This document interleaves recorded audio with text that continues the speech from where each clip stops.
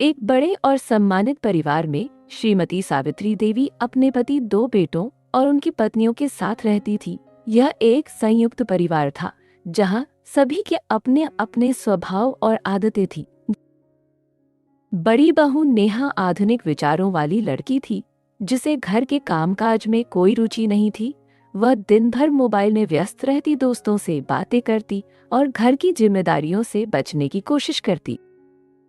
दूसरी ओर छोटी बहू साक्षी संस्कारी और मेहनती थी। वह अपने मायके से ही अच्छे संस्कार और जिम्मेदारियां निभाने का गुण लेकर आई थी। नेहा बेटा सुनो, घर के काम में तुम्हें थोड़ा ज्यादा ध्यान देना चाहिए। आज मैंने देखा कि साक्षी कितनी मेहनत से काम कर रही है। वह न केवल खाना बनाने में बल्कि सफाई और अन्य कामों में भी अपनी जिम्मेदारियां पूरी कर रही है। मुझे लगता है कि अगर तुम भी अपनी जिम्मेदारियों को समझकर काम में मेहनत करोगी तो परिवार में सभी को खुशी मिलेगी। तुम्हें तो परिवार में सभी को खुशी मिलेगी। तुम साक्षी जैसी मेहनती बन सको। अरे माँ जी, मुझे यह काम करना बिल्कुल पसंद नहीं है।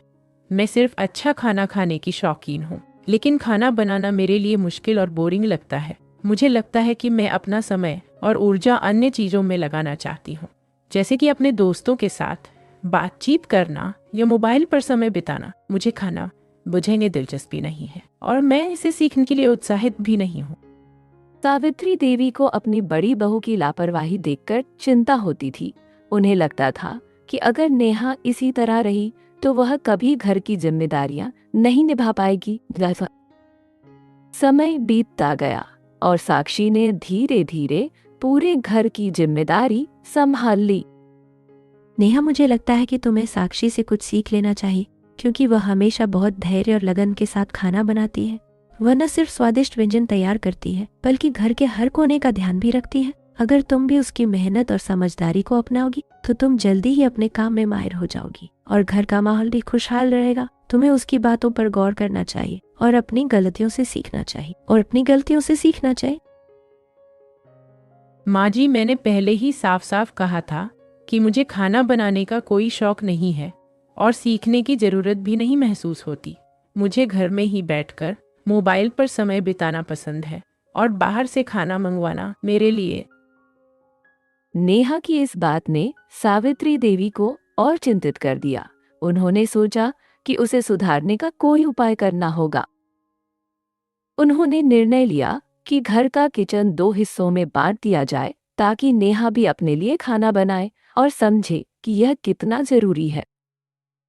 अब से हमने यह तय किया है कि दोनों बहुएं अपने अपने हिस्से में अलग अलग खाना बनाएंगी।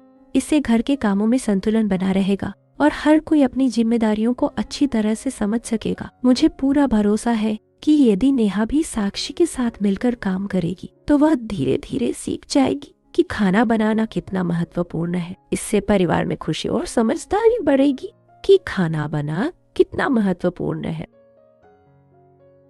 यह क्या मुझे बिल्कुल समझ नहीं आ रहा कि क्यों मुझे अपना खाना खुद बनाना पड़ेगा। मैंने हमेशा से यही चाहा है कि मुझे बाहर से ही अच्छा खाना मिलता रहे, क्योंकि मुझे खाना बनाने में मन नहीं लगता। मेरा दिल इस काम में कोई रुचि नहीं दिखता और मुझे लगता है कि मेरे घर पर ही खाना बना होगा। मुझे इस बात का भी अफसोस है कि मैं कभी इस नई जिम्मेदारी को स्वीकार नहीं कर पाऊं। लेकिन अब कोई और उपाय नहीं था। नेहा को मजबूरी में अपने लिए खाना बनाना पड़ा।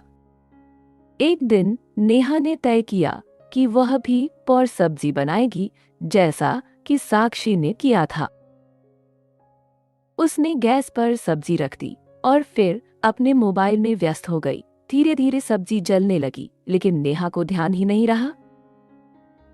ओह, यह कैसी जलने की बदबू आ रही है। मुझे तो पूरा हैरानी हो रही है। नेहा दीदी, कृपया बताइए कि आपने गैस पर क्या रखा है। क्या आपने ध्यान नहीं दिया कि खाना बनाते समय गैस का सही इस्तेमाल करना कितना जरूरी होता है। मुझे डर है कि अगर जल्द ही ऐसा हुआ तो हमारे घर में कोई बड़ी समस्या भी आ सकती है। कृपया तुरंत। जैसे ही साक्षी और सावित्री देवी रसोई में पहुंची, उन्होंने देखा कि सब्जी पूरी तरह जल चुकी थी और किचन में धुआं ही धुआं था। नेहा, तुमने सच में अपनी लापरवाही से सबको चिंतित कर दिया है। मैंने देखा कि अगर तुमने थोड़ी भी सावधानी बरती होती तो शायद इस हालात से बचा जा सकता था। तुम्हारी इस बेपरवाही ने घर में सभी को बहुत डर और चिंता में डाल दिया है। मुझे इस बात का बहुत डर अफसोस है कि तुमने अपना ध्यान नहीं रखा। हमें अब यह समझना होगा कि घर की सुरक्षा और जिम्मेदारियां कितनी महत्वपूर्ण होती है और हमें हमेशा सतर्क रहना चाहिए। माँ जी, मुझे सच में बहुत दुख हुआ है कि मेरी लापरवाही से घर में ऐसा हादसा हुआ। कृपया मुझे माफ़ कर दीजिए। मैं वादा करती हूँ कि अब से मैं पूरे मन से खाना बनाने की कोशिश करूँगी। मुझे समझ में आ गया है कि खाना बनाना केवल एक काम नहीं है, बल्कि हर दिन थोड़ा थोड़ा अभ्यास करूँगी और आपकी उम्मीदों पर खरा उतरने की पूरी कोशिश करूँगी। दीदी कृपया चिंता मत कीजिए। मैं पूरी कोशिश करूँगी कि आपको खाना बनाने के सारे आसान और सरल तरीके समझा सकूं। आपको हर कदम पर मार्गदर्शन दूंगी ताकि आप बिना किसी डर के और आसानी से सभी व्यंजन तैयार कर सकें। मेरा विश्वास कीजिए, समय के साथ सब कुछ समझ में आ जाएगा और आप भी इस काम में माहिर बन जाएंगी। हम धीरे धीरे नेहा ने साक्षी से खाना बनाना सीखना शुरू कर दिया। कुछ ही महीनों में वह भी अच्छी रसोइया बन गई। माँ जी देखिए, आज मैंने पहली बार अपने हाथ से पूरी और सब्जी बनाई है। मुझे बहुत खुशी हो रही है क्योंकि मैंने खुद से ये काम किया है और सब कुछ सही से बनाया है।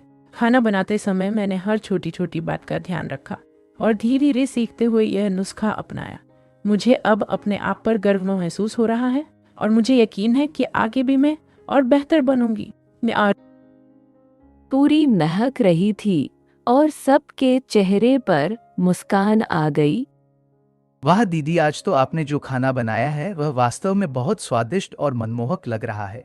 आपकी मेहनत और लगन साफ झलक रही है और हर एक व्यंजन में आपकी समझदारी और स्नेह का एहसास हो रहा है। मुझे बहुत खुशी हुई कि परिवार का हर सदस्य आपके हाथ के बने इस स्वादिष्ट खाना का आनंद ले रहा। हाँ बेटा, आज नेहा ने सच में कमाल कर दिया है। उसने अपने हाथ से इतनी सुंदर और स्वादिष्ट डिश तैयार की है कि देखकर मुझे गर्व हुआ। अब मुझे यह देखकर बिल्कुल भी चिंता नहीं है कि घर का काम समय पर पूरा हो जाएगा। मुझे विश्वास है कि उसकी मेहनत और लगन से हमारा परिवार हमेशा खुश रहेगा।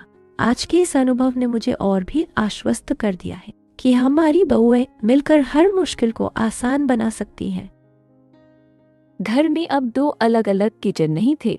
दोनों बहुएं मिलकर हर दिन स्वादिष्ट पकवान बनाती, हंसती बोलती और पूरा परिवार एक साथ बैठकर खाना खाता। दीदी, मुझे बहुत खुशी हो रही है कि अब आप रोज मेरे साथ किचन में काम करेंगी। मुझे लगता है कि इससे हमें न सिर्फ खाना बनाने के नए तरीके सीखने को मिलेंगे, बल्कि हम दोनों के बीच का रिश्ता भी और मजबूत होगा। जब हम मिलकर रसोई में काम करेंगे तो हर रोज नया कुछ सीखने को मिलेगा और हमारा समय भी बहुत अच्छा बीतेगा। कृपया मेरी बात समय भी। हाँ साक्षी, मैं वादा करती हूँ कि अब से मैं भी तुम्हारी तरह एक अच्छी गृहिणी बनने की पूरी कोशिश करूंगी। मुझे समझ में आ गया है कि गृहिणी बनने का मतलब सिर्फ खाना बनाना ही नहीं है, बल्कि घर की हर छोटी बड़ी जिम्मेदारियों को निभाना भी होता है। मैं अपने घर की देखभाल, सफाई और सभी कामों को अच्छे ढंग से संभालने की मेहनत करूंगी। मुझे विश्वास है कि समय के साथ मैं और भी निखर जाऊंगी और हमारे परिवार में खुशी बनी रहेगी और हमारे पूरा परिवार एक साथ हंसते मुस्कुराते बैठा था। अब घर में सच्ची खुशियां थी। यह कहानी हमें सिखाती है कि जिंदगी में सीखना बहुत जरूरी होता है। जब हम परिवार की भलाई के लिए मेहनत करते हैं, तभी घर में सच्ची खुशियां आती हैं।